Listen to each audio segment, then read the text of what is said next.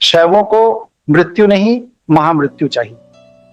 प्राय मृत्यु का तात्पर्य यह माना जाता है कि एक व्यक्ति के पिंड की अवधि पूरी हो गई और उसकी चेतना ने नया पिंड धारण करने के लिए इस पिंड को त्याग दिया, किंतु पिंड को त्याग देने के बाद भी व्यक्ति की कामना और वासना उसके बुद्धि, चित्त, संस्कार, वृत्ति के साथ चेतना में प्रवेश करके अगले पिंड में प्रवेश कर सकता है।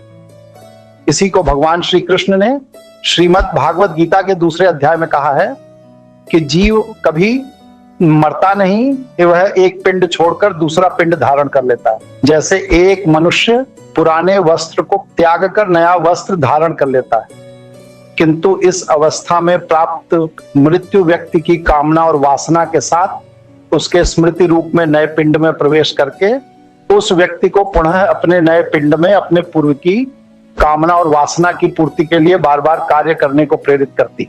और यह चक्र अनेकों मृत्यु के बाद भी निरंतर जन्म जन्मांतर तक चलता रहता है। किंतु शैवों की मृत्यु अलग ही है, उसके लिए किसी पिंड का नष्ट होना आवश्यक नहीं है। एक सच्चा शैव इस पिंड के साथ रहते हुए भी अपनी कामनाओं और वासनाओं को त्याग कर विदेह की स्थिति को प्राप्त कर लेता है, जो महामृत्यु की अवस्था है। और वह इस पिंड में रहते हुए भी अपने इस जीवन काल में शैव जीवन पद्धति को अपनाकर मृत्यु ही नहीं बल्कि महामृत्यु को प्राप्त हो जाता है। यह महामृत्यु ही एक सच्चे शैव की परम कामना है।